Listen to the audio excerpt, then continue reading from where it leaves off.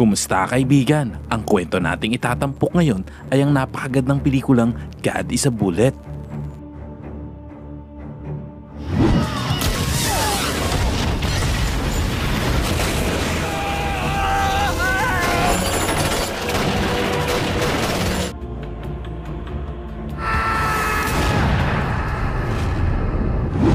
Sa simula ng eksena, makikilala ang isang babaeng puno ng tattoo sa buong katawan. Ito ay si Casey. Makikita itong napakamiserable dahil sa kanyang pagkakalulong sa droga. Dati rin siyang miyembro ng isang kulto at sa kabila ng kanyang magulo at marahas na nakaraan, nagsusumikap itong ibalik ang kanyang dating buhay. Gayunpaman, bumabalik ang kanyang trauma sa tuwing maaalala ang mga nakakatakot na pangyayari sa kanyang buhay, lalo na noong bata pa siya at ng mga panahong dinukot siya ng mga miyembro ng kulto. Sa ibang eksena, makikilala naman natin si Bob, isang tapat na pulis at isang mapagmalasakit na ama sa kanyang anak na si Gabby. Sa kabilang banda, kasamang naninirahan naman ni Gabby ang kanyang ina na ex-wife ni Bob. Sa pagkakataong ito ay nag-asawang muli ang babae pagkatapos ng kanilang diborsyo 5 taon na ang nakakaraan. Sa kasamaang palad, ang buhay ni Gabby ay puno ng problema dahil sa madalas na pagtatalo sa pagitan ng kanyang ina at ng stepdad na labis nitong ikinadismaya. Gayunpaman, si Bob ay palaging nandyan upang suportahan si Gabby sa tuwing kailangan niya ito. Isang gabi, dumaan si Bob sa bahay ng kanyang dating asawa at tinawagan si Gabby para batiin ito ng maligayang Pasko. Pagkatapos ng kanilang pag-uusap, may naramdamang kakaiba si Gabby sa loob ng kanilang bahay dahil bigla itong tumahimik. Dahan-dahan siyang bumaba at nagulat nang may tumakip sa kanyang bibig mula sa likuran. Inatake din ng mga ito ang kanyang ina at pinahirapan ng kanyang stepfather. Hindi pa nasiyahan ng mga ito sa kanilang kalupitan. Brutal na pinatay ng mga miyembro ng grupo ang kanyang stepfather at ang kanyang ina.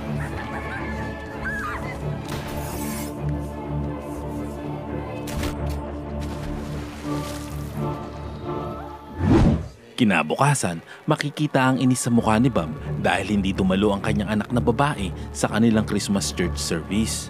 Dahil dito ay nag-alala si Bob kaya't nagpasya siyang bisitahin ang bahay ni Gabby kasama si Arthur na kanyang dating biyanan. Sa kanilang pagdating, nagimbal sila ng matuklasan ang katawan ng stepfather ni Gabby sa isang kakilakilabot na estado na nagpapahiwatig ng isang karumal-dumal na pangyayari. Pagkatapos ay nakita din nila ang bangkay ng kanyang ex-wife na lumulutang sa swimming pool. Sobrang nag-alala si Bob dahil si Gabby ang kanyang nag-iisang anak na babae. Puno din siya ng panghihinayang dahil hindi niya nagawang tulungan ang kanyang dating asawa sa oras na kailangan siya nito. Matapos ang libing ng dalawa, hindi pa rin mahanap ni Bob si Gabby makalipas ng 6 na linggo.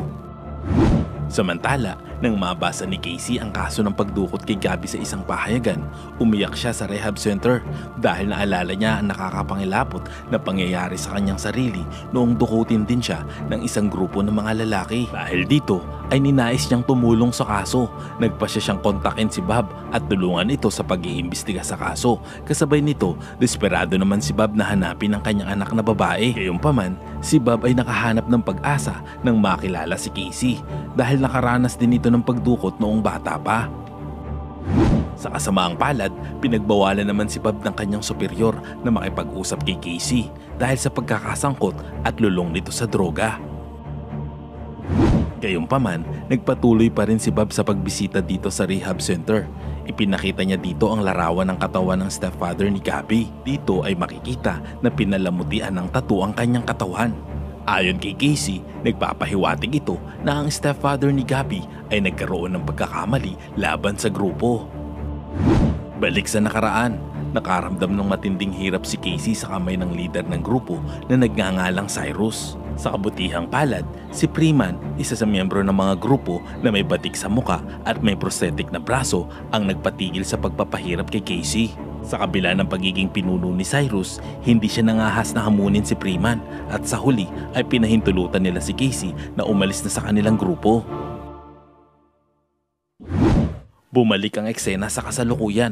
Nang makarecover si Casey sa rehab, nakipagkita siya kay Bob at sinabi niya dito na ang kidnapper ni Gabby ay kabilang sa isang tagong grupo na kilala bilang Left-Handed Path. Kilalang kilala sila sa pagsamba sa mga demonyo at pagkidnap sa mga kabataang babae para gawing miyembro o sacrificial lamb nila. Ayon pa dito, kahit minsan ang grupong ito ay hindi pa naimbestigahan ng FBI o pulisya, handa namang tumulong si Casey kay Bob, lalo na't dahil may kinikimkim itong sama ng loob kay Cyrus. Iminungkahi din ito na magpanggap siya bilang miyembro ng grupo. Pagkatapos, nagpaalam si Bob kay Arthur at sinigurado niya sa dating biyanan na maililigtas niya si Gabby. Sa kabila ng pag-aalala ni Arthur para sa kanyang kaligtasan, nanatiling desidido siya sa kanyang desisyon na masusing imbestigahan ang kaso. Kinabukasan, habang papunta sila sa kanilang destinasyon, ikinuwento ni Casey ang nangyari sa kanya noong dinukot siya ng grupo ni Cyrus. Ayon dito, ginawa siya nitong prostitute sa murang edad na naglilingkod sa mga lalaki may kakaibang guhit sa mga ilong at isa iyon sa pinakatraumatikong karanasan niya. Ilang sandali pa ay nakarating na sila sa tirahan ni Freeman kung saan sinalubong sila nito. Kahit na bahagi pa ito ng sekta, palaging magiliw ang pagtrato nito kay Casey. At ilang sandali pa ay makikitang tinatatuan na ni Freeman ang katawan ni Bob bilang kondisyon para sa pagsali nito sa grupo. Pagkatapos ay nagtanong si Casey tungkol sa kinaroroonan ni Cyrus. Agad namang isiniwalat nito ang lokasyon ni Cyrus sa labas ng lungsod. Si Bob at Casey ay nagpatuloy sa kanilang misyon na pinalalakas ng kani-kanilang galit. Tinanong ni Bob si Casey tungkol sa background ni Cyrus. Pagkatapos ay sinabi nito na si Cyrus ay sangkot sa mga gang at pang-aabuso sa droga. Kasama rin dito ang karahasan at human trafficking. Ngunit isang araw ay pinatay ni Cyrus ang taong lubos niyang pinahalagaan na nagbigay ng ideya sa kanya para humantong na magtatag ng isang grupo ng mga kulto bilang isang matuwid na tao. Si Bob naman ay hirap unawain kung bakit ang isang tao ay gumagamit ng kulto sa dinami-dami na ng relihiyon. Pagkatapos ng mahabang paglalakbay, nagpasya silang huminto sa isang hotel. Dito ay nagkaroon naman ng pagkakataon na tanungin ni Bob si Casey kung bakit siya umalis sa grupo ng mga kulto. Sinabi nito na maraming pagkakataon na naalala nito ang kanyang ina, nasasabik siyang makita ito at may pagkakataon na napagkakamalan nito ang ibang babae na kanyang ina. Ang malalim na pagnanasang ito ang nagbunsod sa kanya upang umalas sa kulto at upang bumalik sa kanyang ina. Mama, stop! Nang gabing iyon, nagpunta sila sa isang satanic bar kung saan nagpa-party-party ang mga kabataan. Tapos ay nakita nila si Yol, isang miyembro na loyal kay Cyrus na nagmamay-ari ng bar. Dito ay pinakita ni Casey ang kanyang marka ng injection sa kanyang braso. Tiniyak naman ito kay Bob na isa lamang itong pandaraya upang linlangin nila ang kanilang grupo. Pagkatapos ay pinaalam nito kay Bob ang balitang natanggap niya mula kay Eyol na papunta si Cyrus sa kanilang lugar. Sa kabila ng pagkadismaya ni Bob, si Casey ay napanatili ang kanyang pangako sa kanilang misyon. Sinabi din niya dito na sundan siya ng palihim. Ilang sandali pa, nakita nila si Eyol na kasama ang mga tauhan ni Cyrus. Pinaalam nito ang muling pagbabalik ni Casey sa kanilang grupo. Ikinagulat naman ng isang tauhan ni Cyrus na nagngangalang Gutter ang nalaman. Kaya agad nitong inalertohan si Cyrus sa balita. Ng mga sandaling iyon, nagpa siya si Casey na haraping mag-isa ang mga tauhan ni Cyrus. Ngunit sapilitan siyang dinala ng mga tauhan nito sa harap ng kanilang pinuno. Samantala, napagtripa naman ng isang miyembro ng kulto si Bob dahilan upang mawala sa paningin niya si Casey at magtamo na matinding pinsala. Kaya't napilitan siyang bumili ng gamot upang gamutin ang kanyang sugat. Sa ibang eksena, nakatanggap naman ng brutal na pananakit si Casey mula kay Cyrus. Naghihinala ito na pakana lamang na Eyol ang pagbabalik ni Casey laban sa kanya.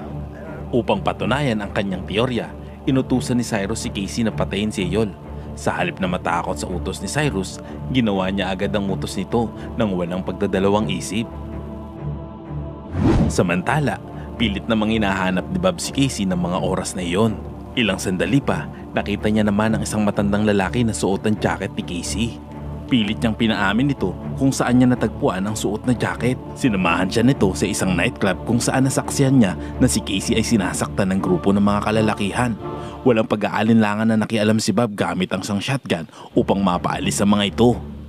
Pagkatapos ay pagod na pagod silang bumalik sa kanilang motel mula sa matinding pagsubok. Kinabukasan ay pinagpatuloy nila ang kanilang paglalakbay upang ituloy ang kanilang paghahanap. Umiwas naman na sa kanila si Cyrus at wala na itong pakialam kay Casey. Samantala, sa panahon ng kanilang paglalakbay, ang kanilang samahan ay lalong tumibay at nagpakita na ng malasakit sa kanya si Bob kumpara sa kanilang unang pagkikita. Sa ibang eksena, pagkatapos na patayin ni Bob ang ilan sa mga tauhan ni Cyrus, inutusan nito ang isa sa kanyang mga tauhan na maglagay ng ahas sa kotse ni Bob.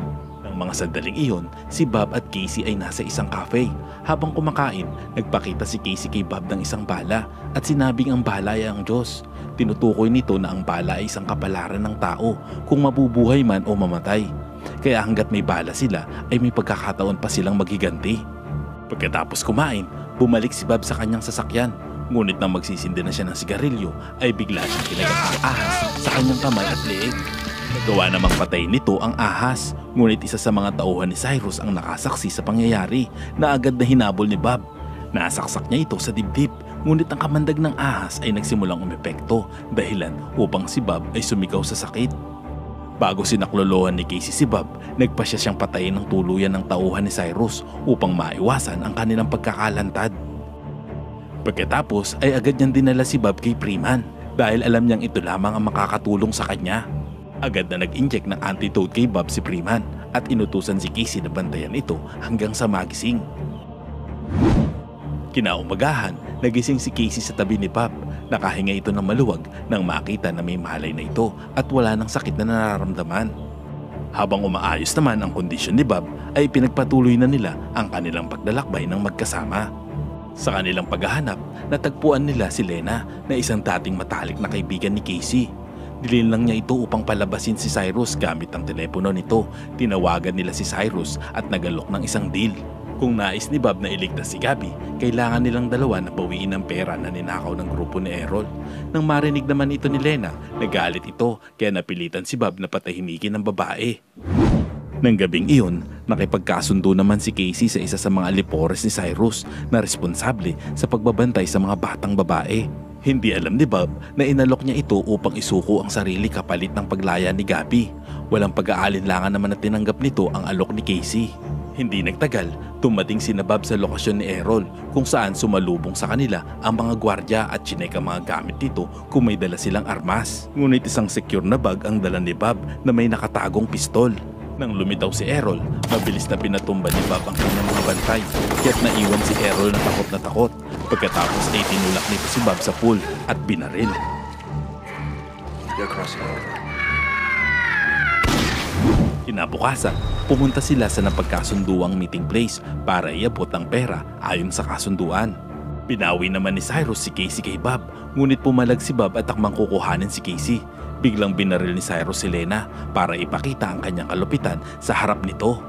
Kinansila nito ang kanilang kasunduan ni Casey at si Bob naman ang nakipagdeal dito. Ibinigay agad ni Bob ang kalahati ng pera na kinuha nito sa bahay ni Errol habang ang natitirang kalahati naman ay ibibigay kapag muli silang nagkita ng kanyang anak. Sumang-ayon ito sa alok ni Bob at agad na inihayag ang lokasyon ni Gabby.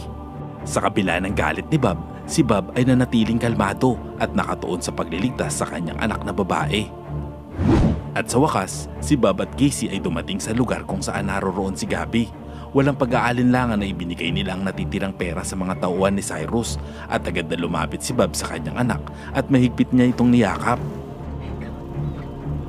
Ngunit sinira ni Cyrus ang kanilang kasunduan. Nagbigay ito ng senyales ng pag-atake sa pamamagitan ng pagpapaputok ng fireworks. Kaya agad na dumating ang kanyang mga tauhan para tugisin si Bob at Casey. Samantala, si Bob na sa umpisa pa lang ay alam na ang mangyayari, mabilis niyang itinago si Gabby sa isang imburnal. Kung saan, tahimik nitong ipinahayag ang kanyang hiling para talunin ng kanyang ama ang grupo ng mga kulto. Pinalakas si Bob ng pagmamahal ng kanyang anak. Determinado siyang protektahan ito anuman ang mangyari. Kill all of them. Pagkatapos ay maririnig ang malakas na putukan ng baril.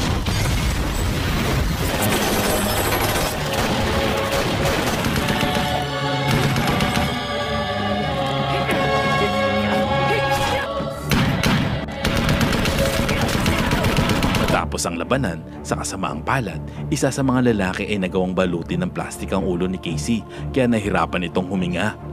Samantala, si Bob ay nahaharap sa matinding pambubugbog mula sa kanyang mga kalaban, habang ang isa naman sa mga tauhan ni Cyrus ay lumapit kay Gabby.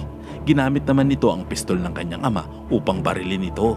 Sa kabila ng kanyang mga pinsala, matapang na lumaban si Bob sa mga kalaban at matapos magawa ni Bob na patumbahin ng lahat ng mga tauhan ni Cyrus, bumagsak siya at nawalan ng malay dahil sa mga pinsalang natamo.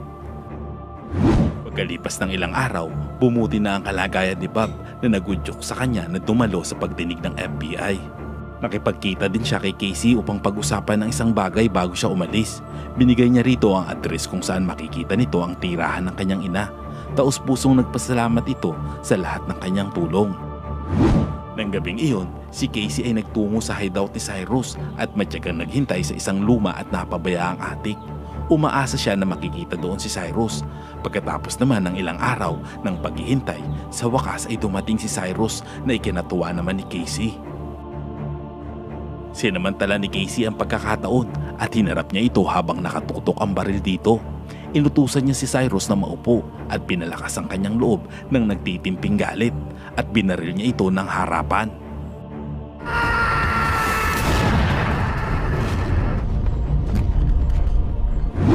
Ilang araw ang lumipas, pinuntahan ni Casey ang address ng kanyang ina at dito nakita niyang masayang namumuhay ito kasama ang bagong pamilya.